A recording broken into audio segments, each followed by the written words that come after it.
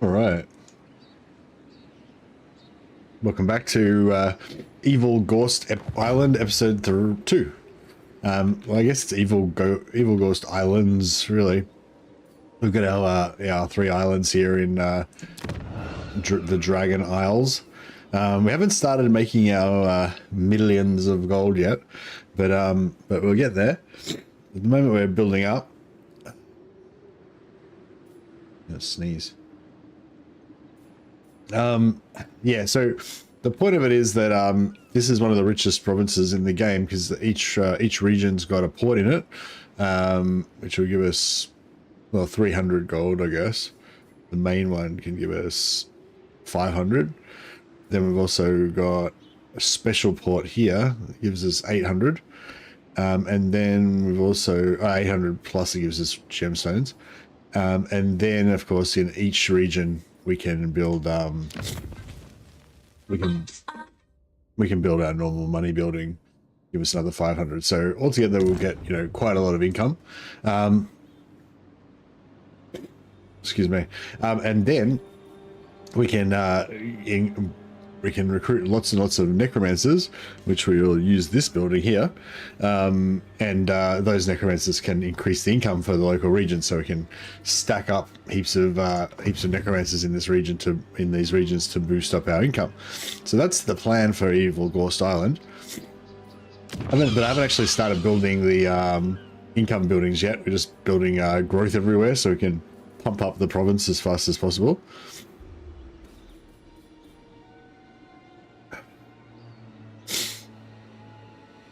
But yeah, it's a long-term project. It's going to take a while. They will serve.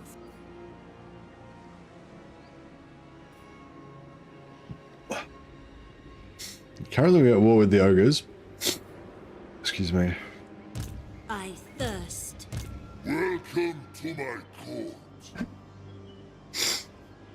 Excuse me. So we've just we've got our so the sort of trademark thing of Ghorst is having these really tough, really healable zombies. We just need to get this one last skill here, which gives Ravenous Dead, which is basically I think basically gives the hunger to all zombies, and gives them extra 50% extra weapon strength. I think with that, as well as the 25 armor, 10% ward save, and I think they get 30 armor only if they're in Ghorst's army, maybe. And plus 15 melee attack, melee defense. Sorry, plus 12 melee attack. I think with all of this stuff, This night. yeah, the zombies start to become Merciless. I love it. almost, you know, good.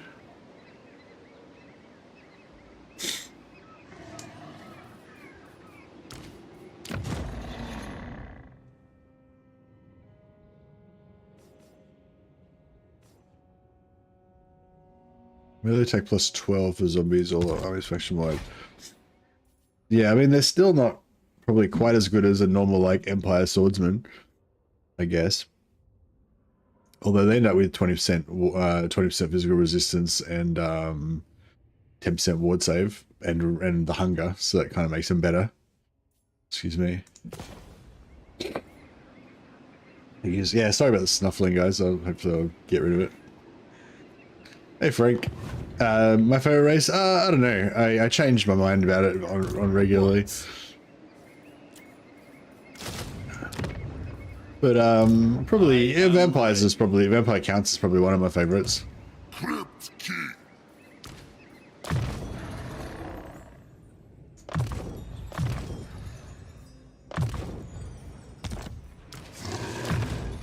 I quite like Dark Elves as well.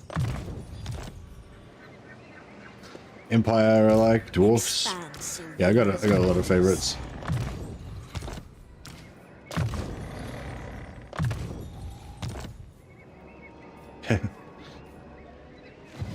But anyway, yeah, so zombies will eventually become quite tough and good.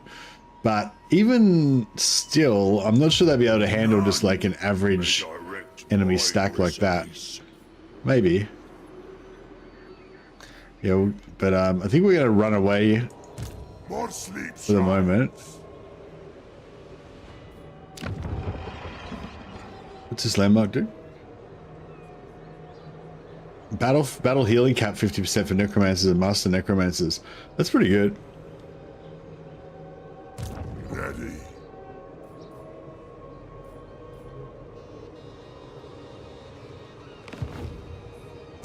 Yes. Yeah, we'll just move back Moving. a bit so that that guy hopefully can't catch us this turn. Darkness comes. You like lizard man? Oh, nice.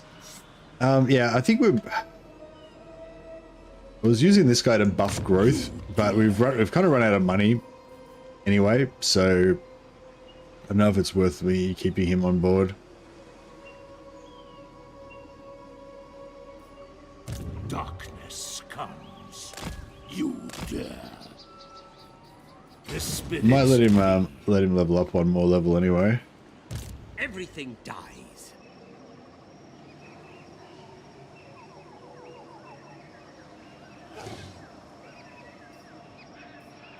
Yes, empty the tombs.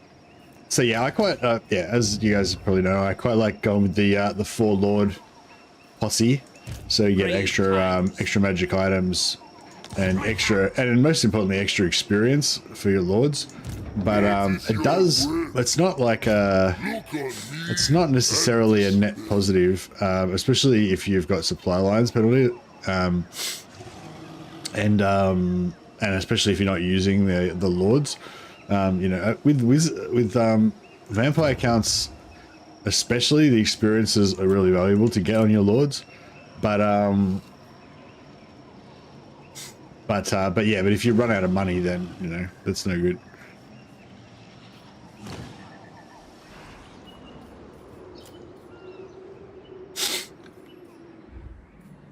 All right, yeah, it's a bit of an awkward. Like these armies could beat this. This guy probably can't beat that. Yeah, if we have to let him run rampage through here a little bit, then so be it, I guess.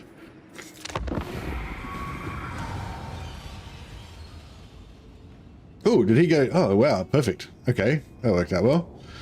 I think he just moved into here to in order to commit suicide against our main stacks, so that works out perfectly. Sometimes fate works in your favor. Hey, Silver. What's on the agenda? Well, yeah, we'll still got the question that I posed at the end of last stream, which is now that we've set up, well, now that we've beat our initial enemies and set up our evil Ghorst Island that's you know in construction, what do we do next? You basically either have to go north and fight the ogres, which is what we're doing right now. Go west and fight Drazoth, or go east and fight Cathay. So I got declared war on by the ogres, so I've been pulled up to the north, but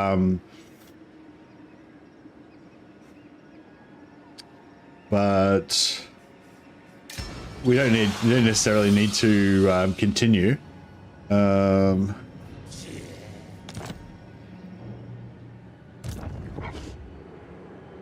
we don't necessarily need to continue with this. After we smash Greasus a few more times, he'll probably want to peace out with us. So we could always go up a little bit, cap, then just peace out with him, leave him there as a cap to defend against Grimgor, and then you know, if Tamarkan comes down, we could just make peace with Tamarkan and make him an ally or something. You know what I mean? So that's like an option rather than continuing to conquer up this direction.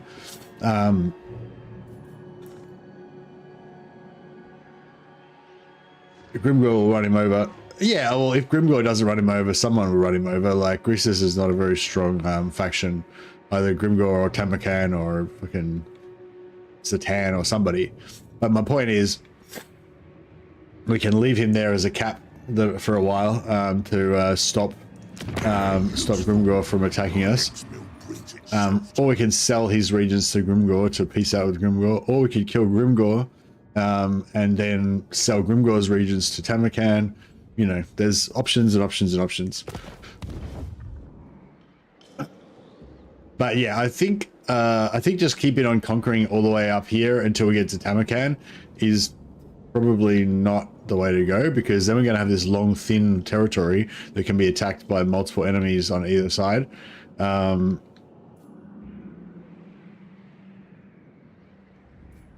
I usually like to cap off my conquests on one end or the other with a.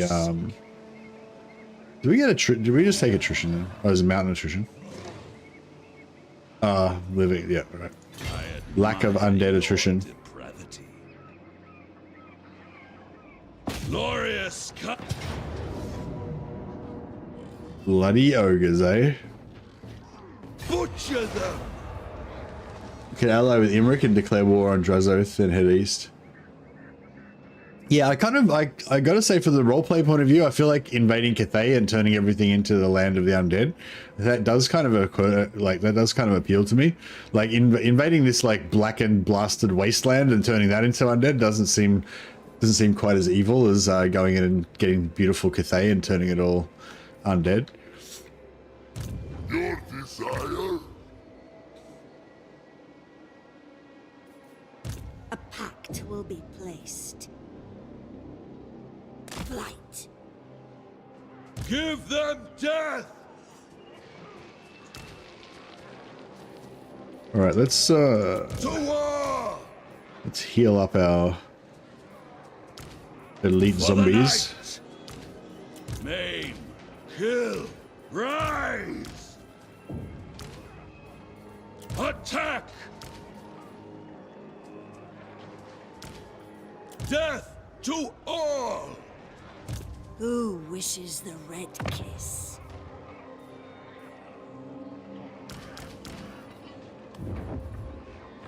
Let there be blood.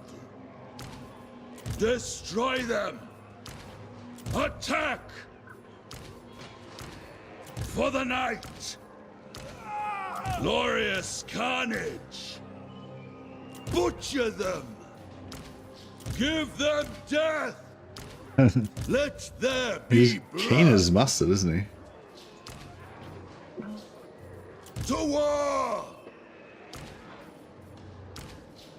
Maim, kill, rise. You dare!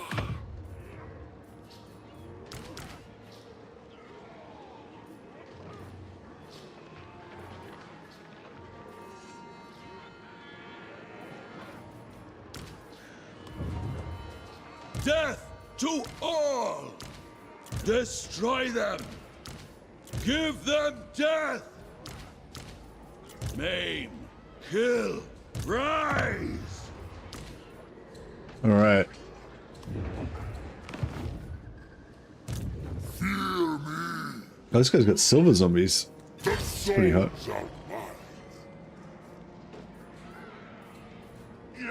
I will devour them.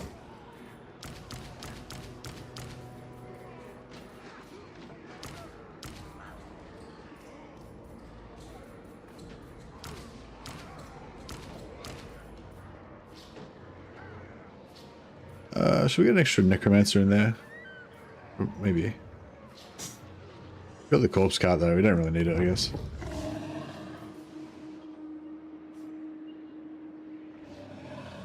Death to No, all! sorry. Just doing a bit of reorganization. Oh, we could get a Pyrrhic victory here, but then we'll lose heaps of dudes. Have they got 1,000 entities in this first army?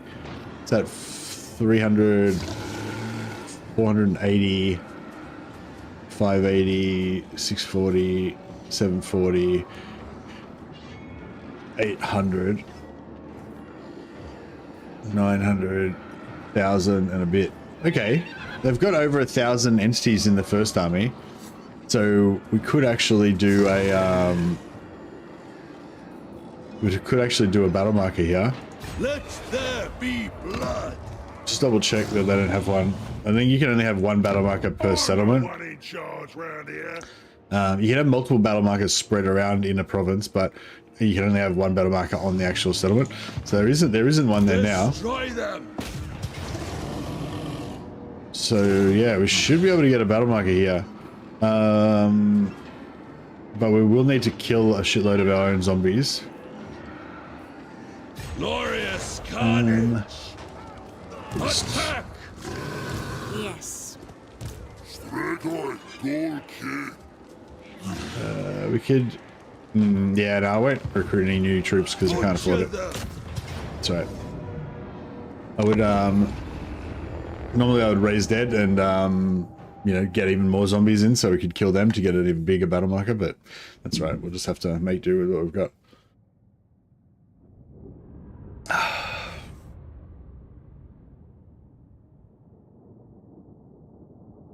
Yeah, ogres are kind of annoying for, I feel like ogres are kind of annoying for the, undead, for vampires, because they don't have,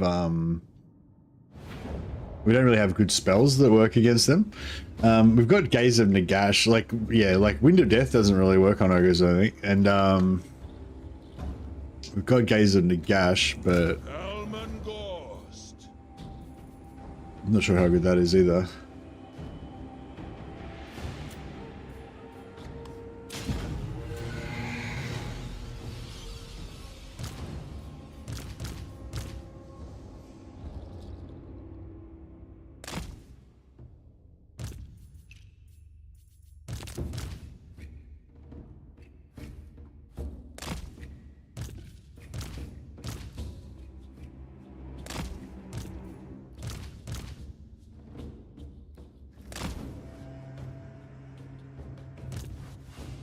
Fate of Buna and Morale spells, yeah, that's true, but we don't have any death magic because we don't have any vampire heroes. All we've got is Lore of Vampires at the moment.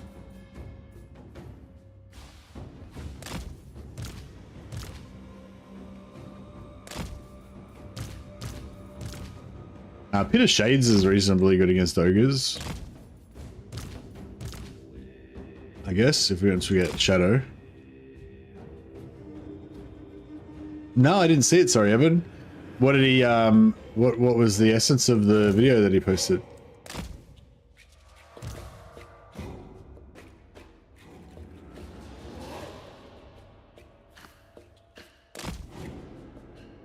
Full frontal assault.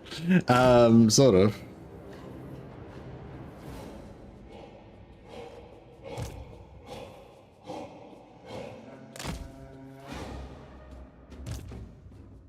Yeah, those videos that he does discussing leaks and stuff seem to be really popular. He should keep making those.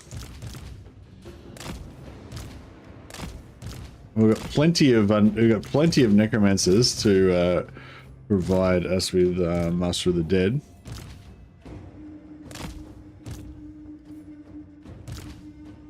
That black coach we could probably the black coach we probably should have gotten rid of a long time ago.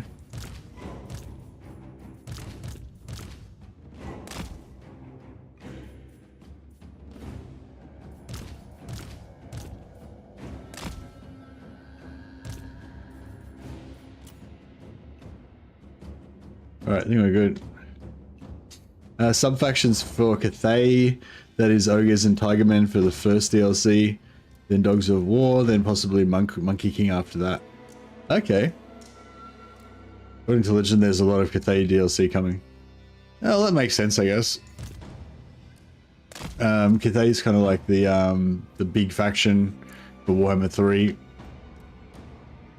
Although, they say that Kislev is the most played faction from Warhammer 3. Thanks, Silver.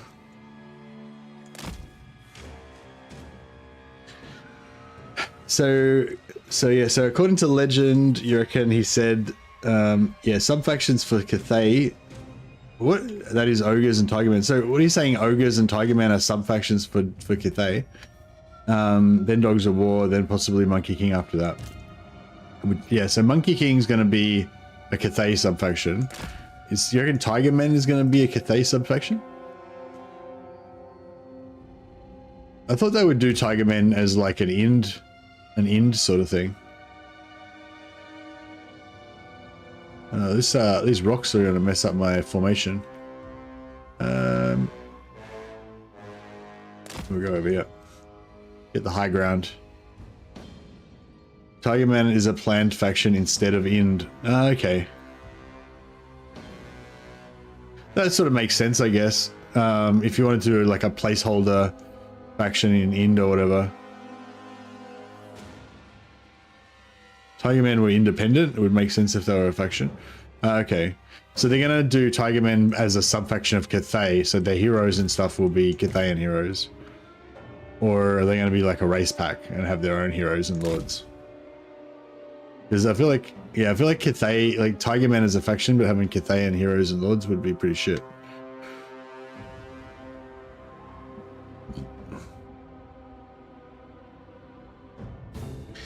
Well, I've got to say, I have almost no interest in any of that stuff. So I don't know. Hopefully I'm not indicative of the rest of the Total War community. Yeah. Like, yeah. Like Ogres DLC, Tigerman DLC, and Monkey King DLC for Cathay.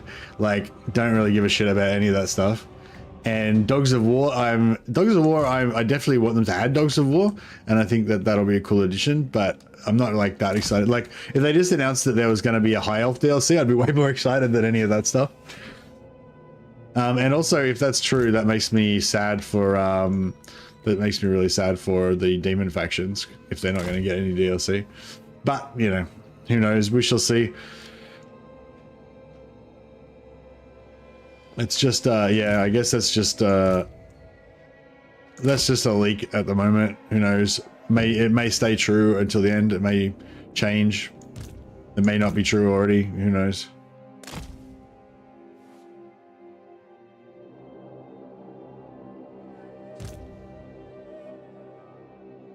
All right, here he comes. Get this guy in. Our Lamian Lord can also debuff the Ogre Lord. Try and help kill him a little bit. Ghorst.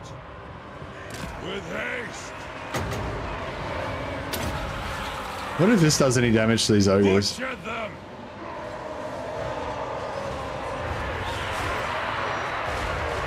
Yeah, no, it wasn't really worth it. For the night. Did they manage to do any damage to him? Oh, they got about 50% damage on the Ogre Lord. It's not bad. Corpse cart.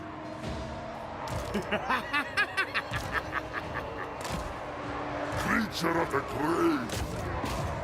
Yeah, I just want to kill their Lord. Let the rest of the stuff grind down.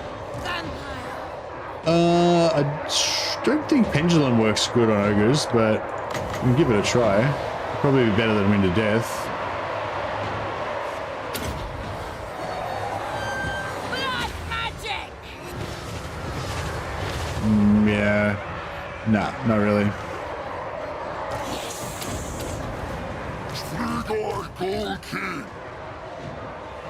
Did we get him?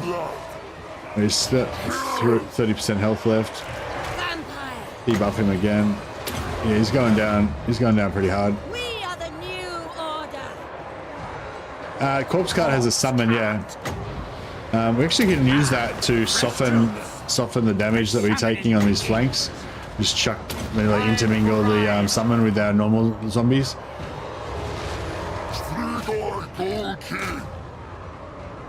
Yeah, normal corpse carts don't have that, I don't think. I think it's just a special ability that Ghorst gives to his corpse carts.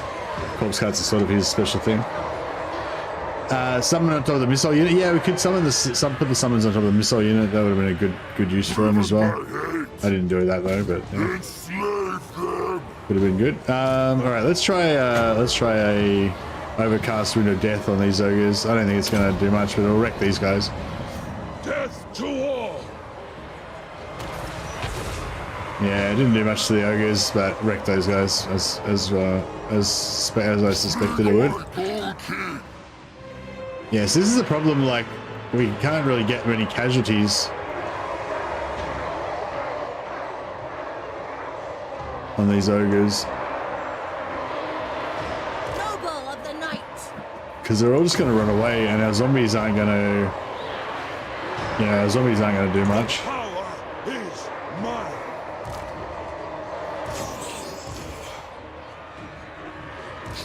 die. Ravage. Yeah, the thing is, when things rout, like our zombies don't really chase them down. I could do a wind of death through the middle of our own army.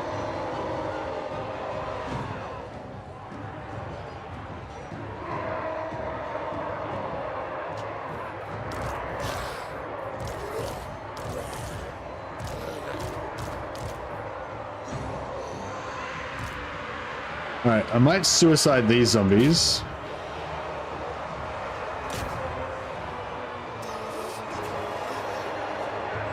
Completely. Because these ones are the low ranked ones.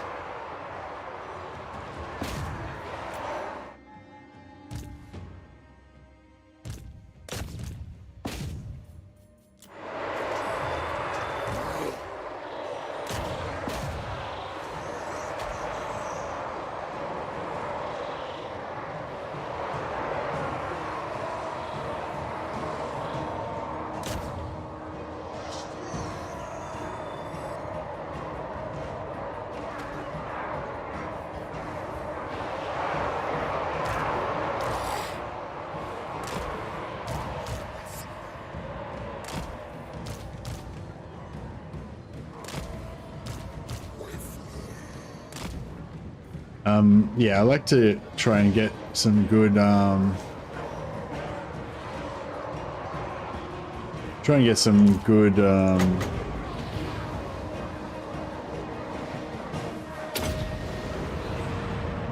battle markers down in early game, so that you've got some defenses for later.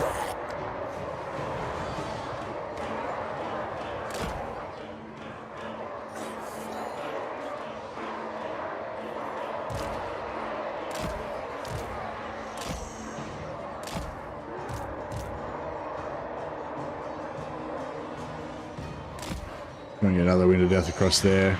That'll probably finish the fight, I would say.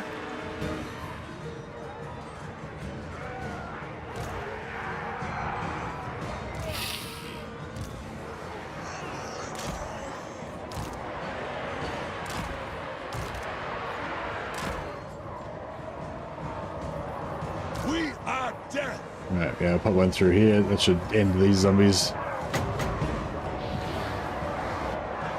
And probably end that as well.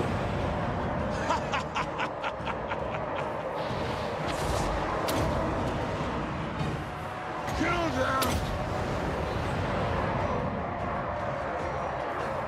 Vampire. We are immortal. Now, we know what wins magic.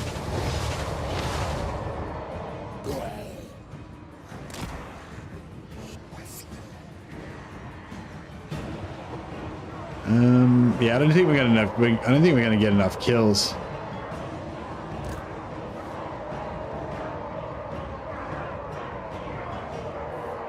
To get a battle marker. That sucks. Yeah, our zombies are too tough.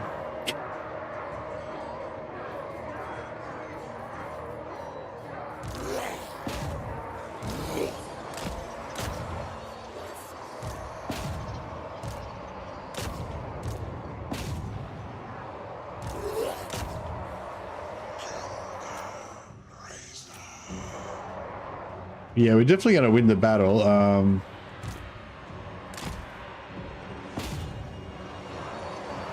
I'm still holding out hope that we can get this battle marker. If we can, we might just get it.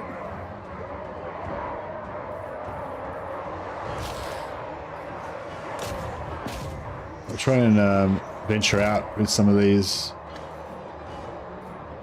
units. Get them a bit damaged.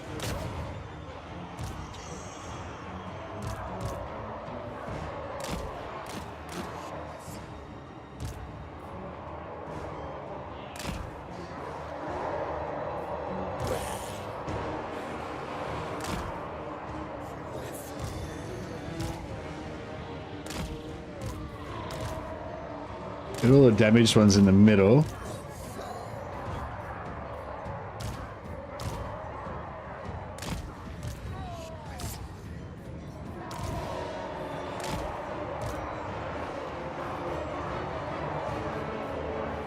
And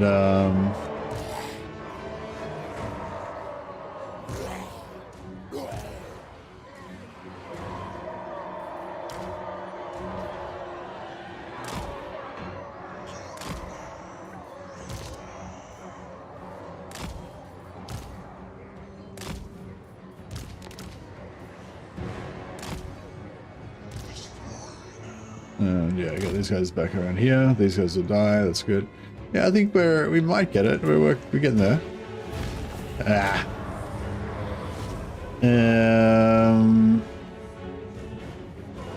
Oh, here, these guys are crumbling, I think.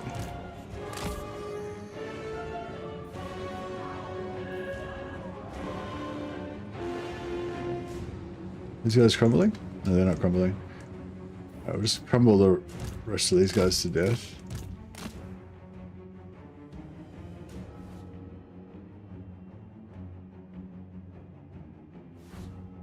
Alright, I think that is it. I reckon we may have just scraped it in. 11, 5, 15, nah, I think we might have just missed out. It's like right on the money. Yeah, 15, 14, 16, 19. Oh no, we might have just done it.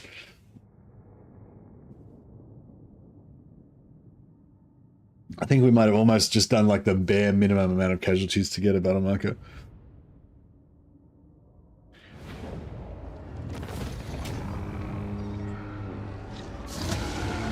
Yeah, I think we did enough. Nice.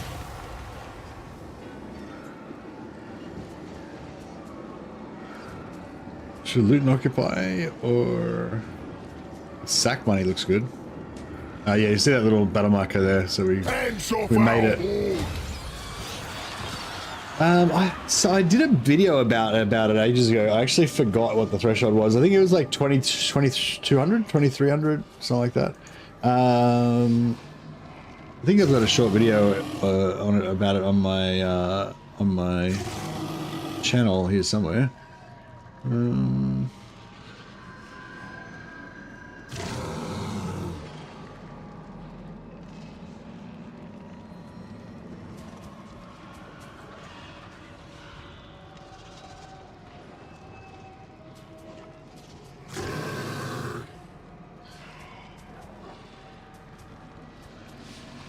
Yeah, that was the video anyway, if anyone wants to watch it. It's only a short video, I think it was for like 7 minutes, but I forget.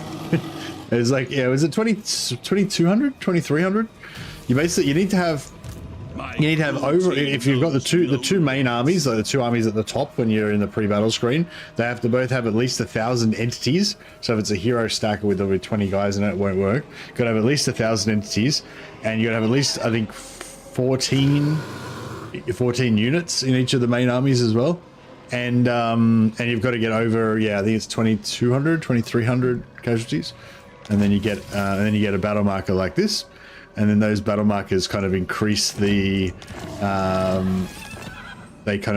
fertility of your raised dead in that region. What do you want? There's still an army there. So is this not that army? Yes. Oh shit. There's still this army still here, and there's another army. Going. I obey only the great Moor. Alright.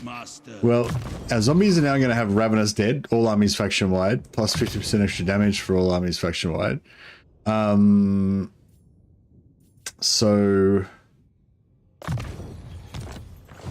I'm still not sure if that makes this a doom stack though.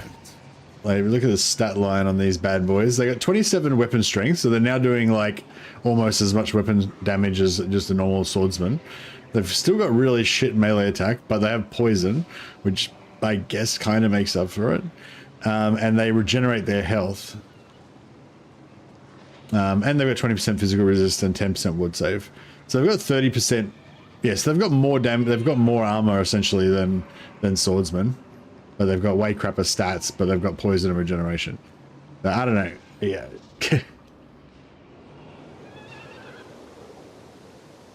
The raised dead troop quality seems nerf a bit. Oh, really?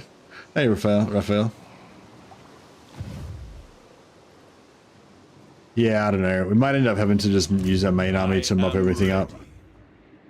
But we'll see how we go. Stregoi, goal kid.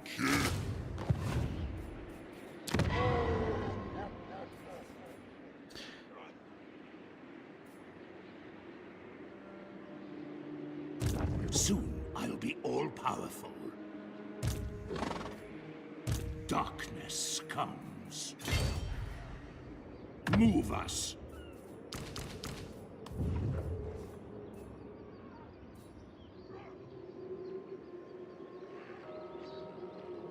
Necropolis awaits.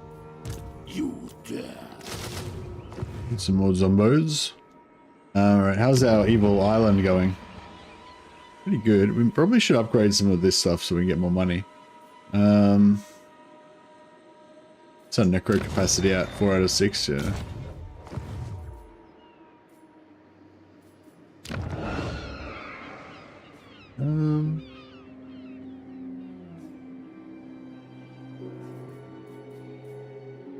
Alright, I might go for Shady Townships.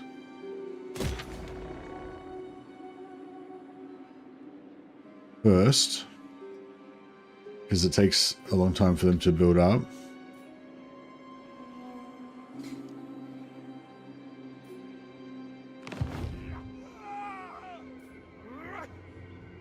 Who wishes the red kiss?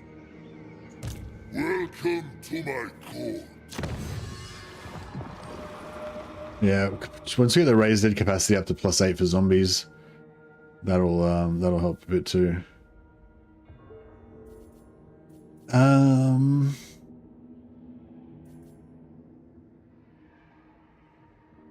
Yeah, I might actually get that first.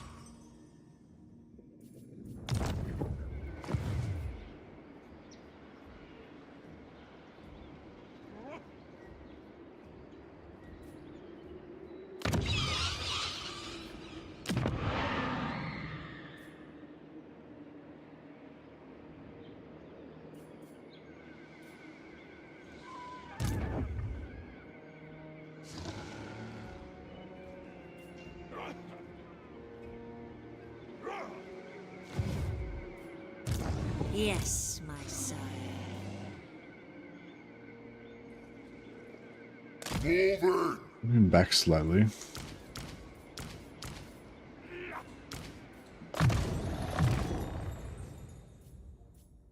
I'm just doubling up on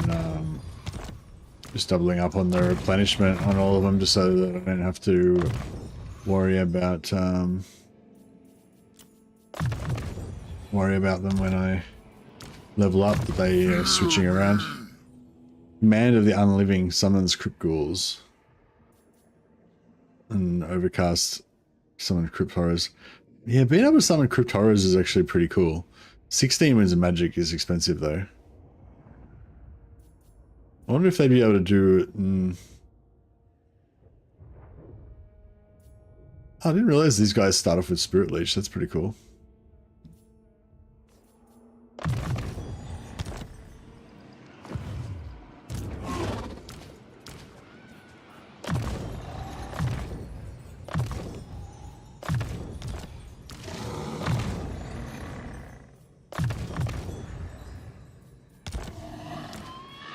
It will be done.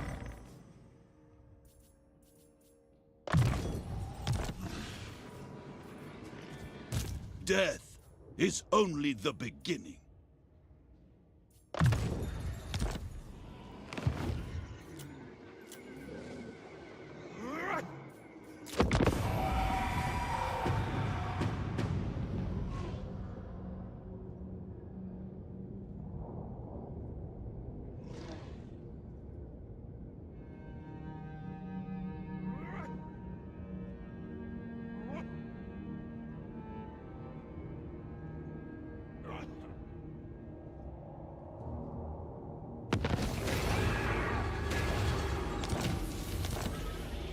Okay.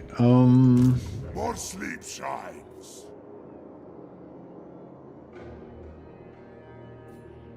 Strigoi. You can only just make it. What? None may direct my recipes. Can I assist you? Oh, we can't reach? The dead shall rise. Well, that sucks. I thought we could reach it before. No, we cannot reach.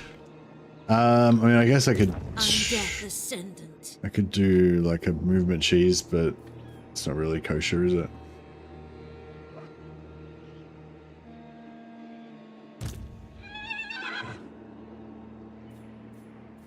Deliver it unto Alright, me. let's just send these guys in here. If they die, they die, They will serve. essentially. Look on me and despair.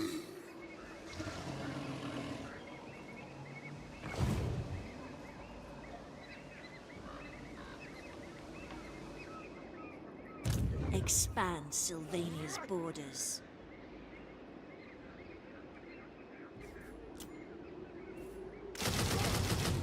Power of the battle marker, and the corruption's going up as well.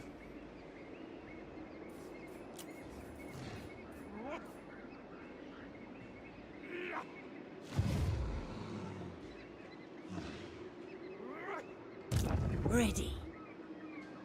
Slay them.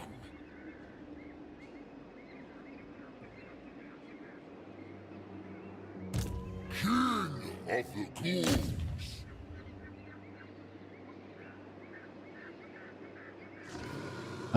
Now, yeah, he's probably just going to retreat. Dare. Maybe not.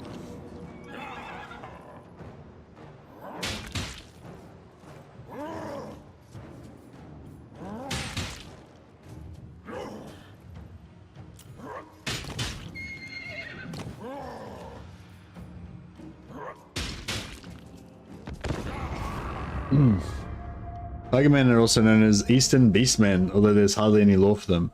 They were an independent faction, but there's a tenuous link to were-tigers, but CA can do it different. Yeah, it'd be interesting. Yeah. I just can't really, yeah, I don't know. Yeah, I mean, if those leaks are true, I can't say I'm too excited about them. But I mean, any content is, you know, any content is good content.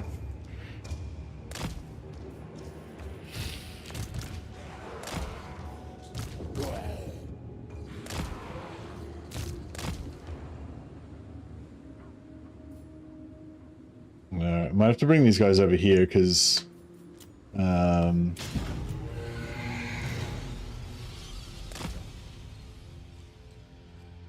Because yeah, there's no way I can maneuver around them because we're zombies. Dogs of War is the one of those things that I'm really excited about. Like I desperately want Dogs of War to be added to the game. I desperately want that rumor to be true. But I'm a bit worried with Dogs of War that they're gonna try and do like a really different faction mechanic for them maybe, and it might, you know, not be that good. And then, you know, people might not like it and it might not do very well and blah blah. But I guess I don't really care as long as Dogs of War get added to the game. Like as long as Tilea and Estalia get added to the game, I don't really care if they're not that good, I suppose. So I guess I've got a pretty low bar. I think they'll play in Tilea. I agree. Gimmick campaigns like Changeling are not good usually. Yeah, that's kind of what I think as well. Like, yeah, if they try and do some sort of gimmicky campaign based around mercenary contracts, I mean, maybe it'll be it'll revolutionize all Total War and it'll be like the best thing ever, but you know, I doubt it. Yeah, I think they'll do a decent job, but I don't, but you know, if it's like the Changeling, it, like, of course some people will really like it, but you know, it probably won't have that wide of an appeal.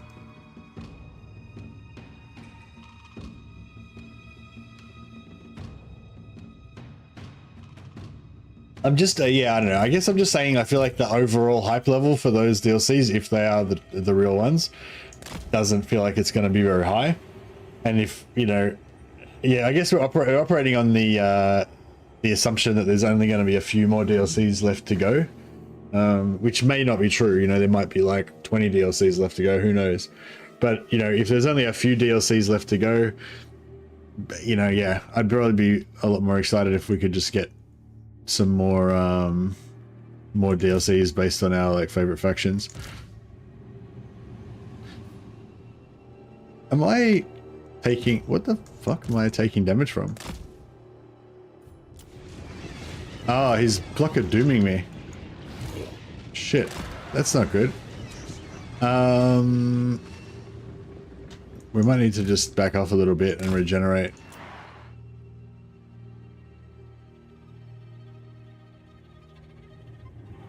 Wonder how much Winds of Magic he's got. What's the over range of Flock of Doom? Jesus.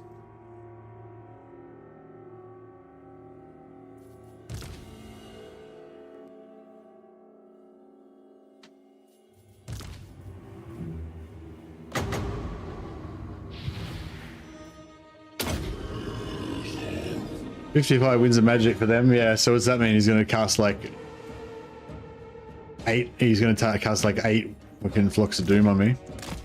I might see if I can get him, bait him to Flock of Doom this random unit of spearmen, of skeletons. So if we could just do them all on that, that'd be better.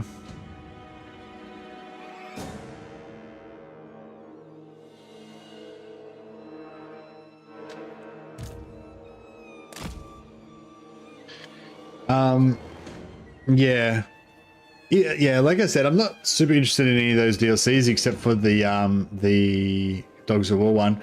Assuming that those leaks are correct, which, you know, we don't know if they are.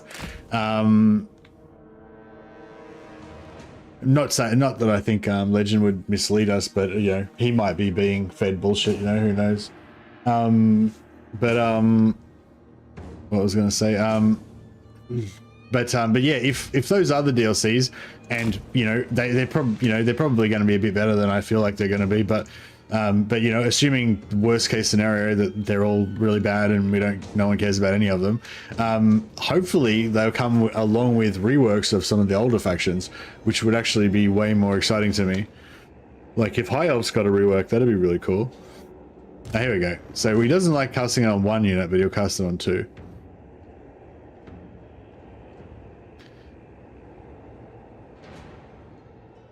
Isn't Tigerman supposed to be Ind? Yeah, I think Tigerman's going to be the Ind replacement or whatever. Which I'm actually, I think if Tigerman is sort of like instead of Ind, I'm probably actually happy about that, because I'd rather see them invest more DLC and reworks and stuff into other factions, rather than do another race pack for Ind. I'd rather have Ind, says Dresho. Yeah, I mean, a whole new faction is better than just like, you know, a sort of semi expansion or whatever. But just, I'm saying in terms of the whole like way of looking at it, that there's limited resources. Is he still going to cast more of these or what? Are we done here or?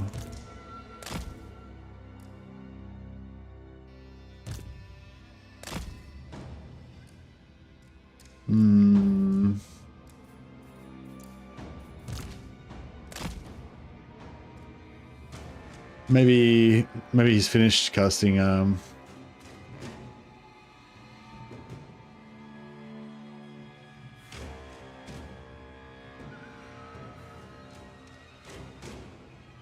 Stanky can get all of the full roster pretty easily. I made a video on how you can unlock it pretty fast.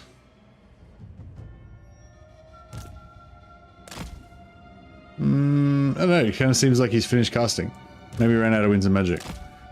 He might have, maybe he'd cast like 4 or 5 of them on me before I realized.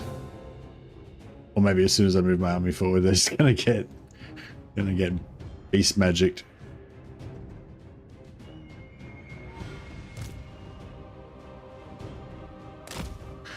So what do we do when content support ends? It's been almost a decade. What do we do? What do you mean? I guess we'll either keep playing this or we'll play something else. What else would we do?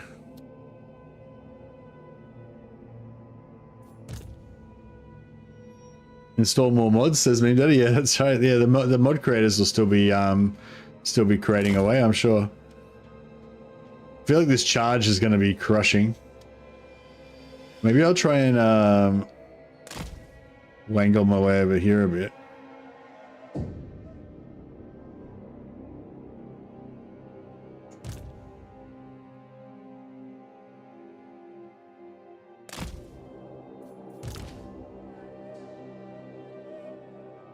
Ah, fuck it. I'll do it.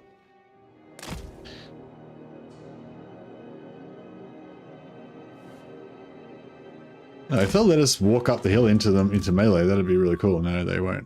Didn't think so.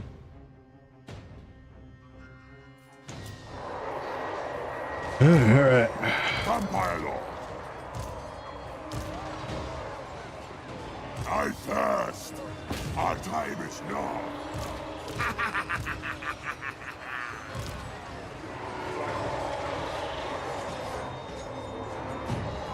Necromancer. It is time. Very well. Necromancer. Everywhere is death. With haste.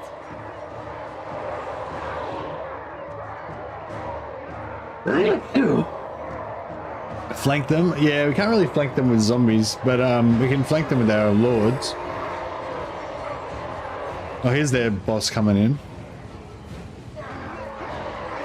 All that bleeds shall die. We'll move forward to absorb.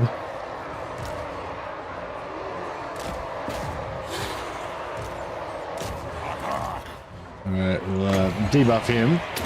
Hopefully we can put some hurt on him. We are the new order. Yeah, I think we'll wear them down.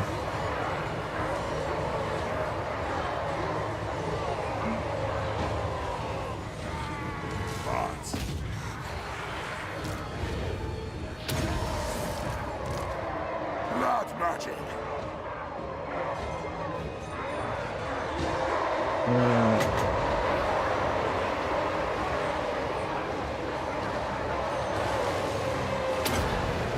See if we can partially hit damage these guys with our Wind of Death. Might miss. Oh no, that did a goodly amount of damage to them as well.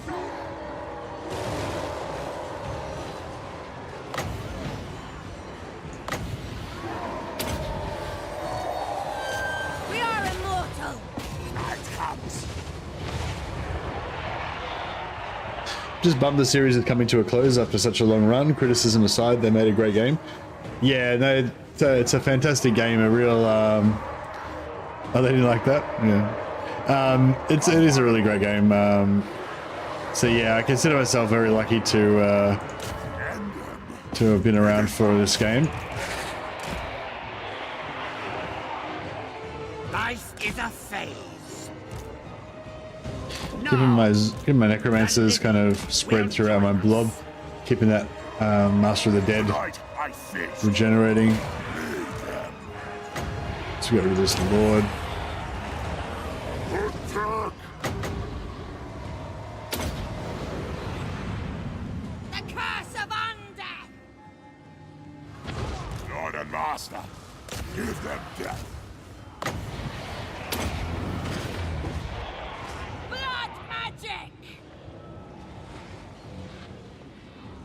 Necromancer.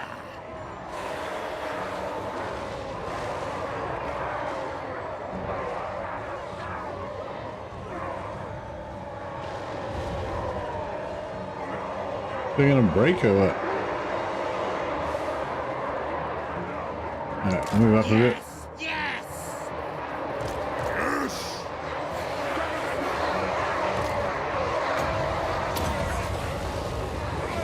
Destroy! Vampire Lord! Alright.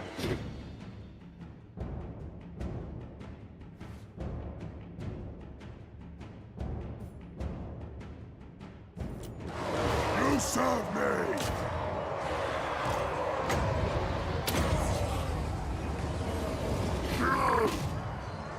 Vampire Lord! Alright, let me just wait for zombies to grind everything down.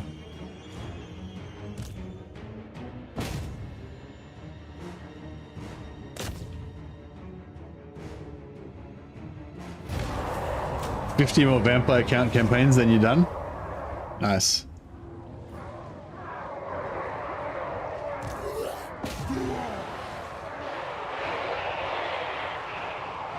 I don't mind differing starts, but a Stankier really didn't feel like a Kislev faction on release. Yeah, yeah, I'm the same. Like, although a Stankier is probably like the most powerful and most fun Kislev campaign in terms of her mechanics and everything. Like, yeah, just because of her theme, I just don't really get into her theme that much. I'd rather play Kataryn or Boris or someone, even though they don't have all the crazy curses and hexes and powerful stuff.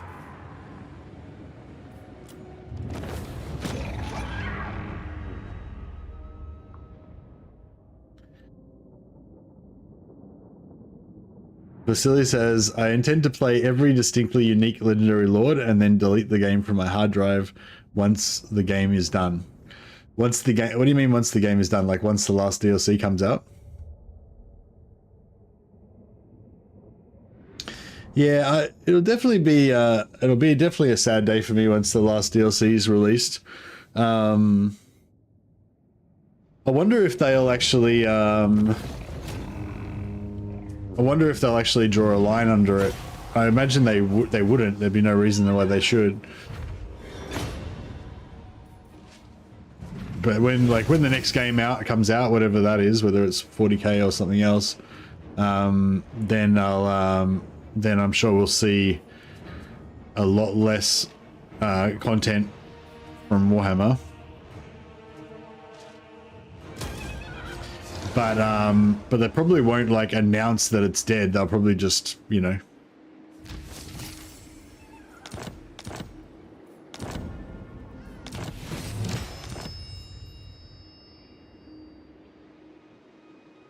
Yes, my sire. What do you ask? You dare! No one tells the over tyrant what to do. I will attend. Yeah, I hate this kind of bullshit. It's like we're like I can almost make it here, but not quite. But if I leave these guys by themselves, they can potentially get screwed over by this guy.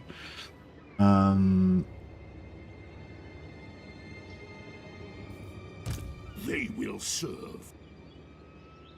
No one tells a tyrant what to I guess do. if I spec'd out.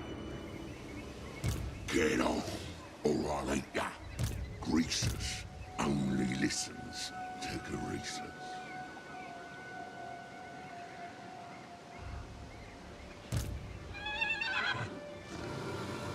Stregoi Gorki. Who wishes the red kiss? I'm the one in charge round here. Seek it, pray. I hunger. Seeking souls. It is night. Yours is power and follow. My bloodline calls. I'm worried about Fraxen von Schwarzhafen. He might get killed here. I could replace him.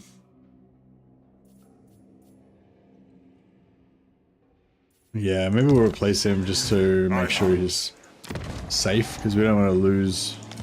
We already lost one of our leveled up lords.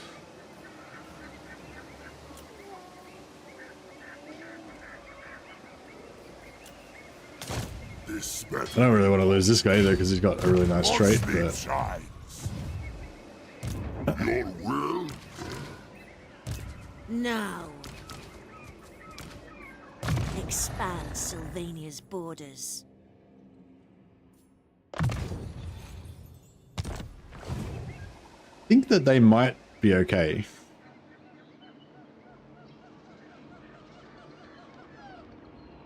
Only what I listen to is me. Follow me.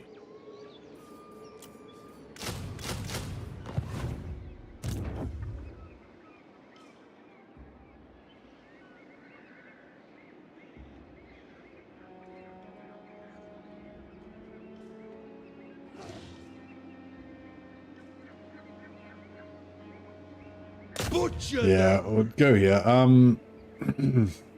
So yeah, so this guy may abandon this and go and try and kill these guys. Hopefully they can retreat far enough that they can't, or hopefully they can win, or they can retreat far enough that they won't get destroyed. If they do, it's like, yeah, it's not the end of the world. This night, But at least then we'll have taken Krakatoa.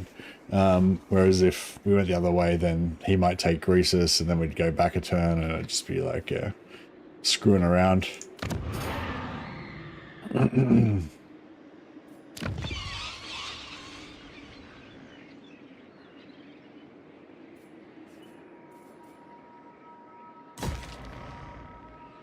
So I want to get my evil island up and running as quick as possible. Although, if you know, I will see Imric or someone declares war on me, that would be pretty suck. But hopefully that should be fine. He's busy with Draz at the moment. Crypt King.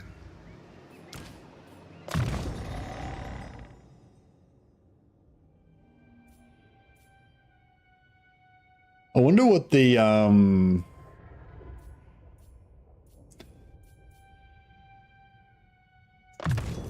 formula for the game deciding whether they're going to offer extortion instead of go to war is. It's like, you know how sometimes they'll just declare war on you, and then other times they'll, you know, ask you to give them 10,000 gold, otherwise they declare war on you, kind of thing. Yeah, I wonder like how, like I wonder if they'd always offer extortion if you have enough money, or if there's a limit of, you know, the most amount of money that they'll request before they'll declare war. Or maybe some factions just, they don't care about declaring war, about extortion, they just always you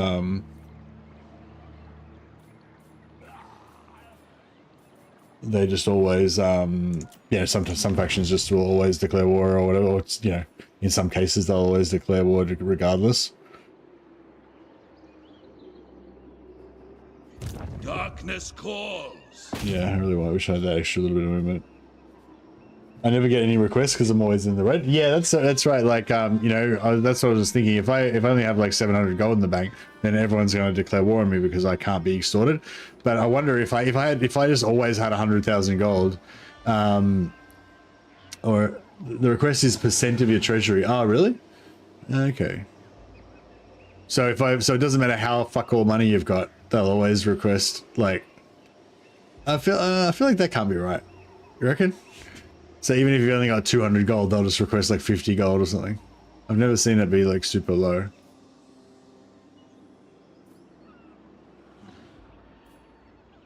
But yeah, yeah, I don't know. Anyway, let's see what's gonna happen here. I'm risking my my zombos a bit. So yeah, I thought he might do that. So he took both stacks to the right.